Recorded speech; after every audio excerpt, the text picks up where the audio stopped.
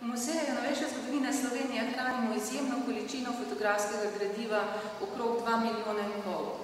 Med temi je zelo pomembna tudi zbirka vojnih fotografij iz druge svetovne vojne in med njimi je tudi ena zelo znana z naslovom Tito, ki je posnel znani fotoreporter Eddie Shierhaus, ki je svojo poklicno pot začel ravno med drugo svetovno vojno.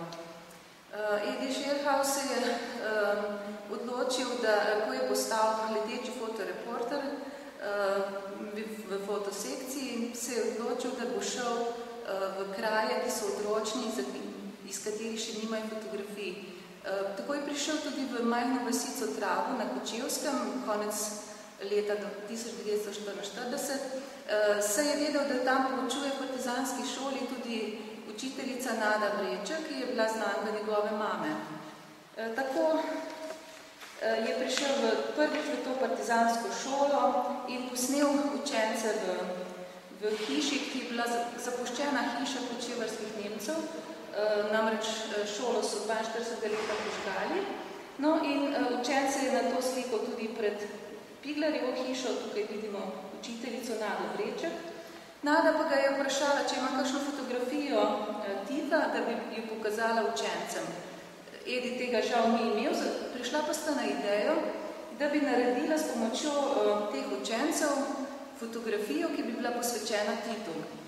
Tako je Edi šel na eno spletino in si ogledal, kje bi lahko naredili tak posnetek. To je bilo po zimi. No, pač svojimi koraki, svojimi stopinjami je začrtal besedo Tito in v te stopinje so stopili tudi učenci. Okrog 60 jih je bilo z učiteljico Nado Vreček in njeno pomočnico Tilko in tako je nastal ta zgodovinski posnetek. Učiteljica Nada ga je na to, seveda, tukaj vidimo ta zanimiv posnetek. Učiteljica Nada ga je na to prosila ne pohitijo, ker je bilo tako fotografiranje v vojnem času navadno. Večkrat je namreč priletavalo tudi izvidniško letalo. No, ko je Edi ta posnetek, ta negativ potem razvil, je bil profesor Franjo Veselko, vodja fotosekcije, izjemno navdušen in kmalu na tem je bila ta fotografija objavljena v zavezniških glasilih, pozneje pa še velikokrat v raznih drugih publikacijah in na razstavah. To je bila Edijeva fotozgodba z Nado Vreček, ki je spremljal kar 62 let in gotovo mu je bila najdaljša in tudi najpomembnejša.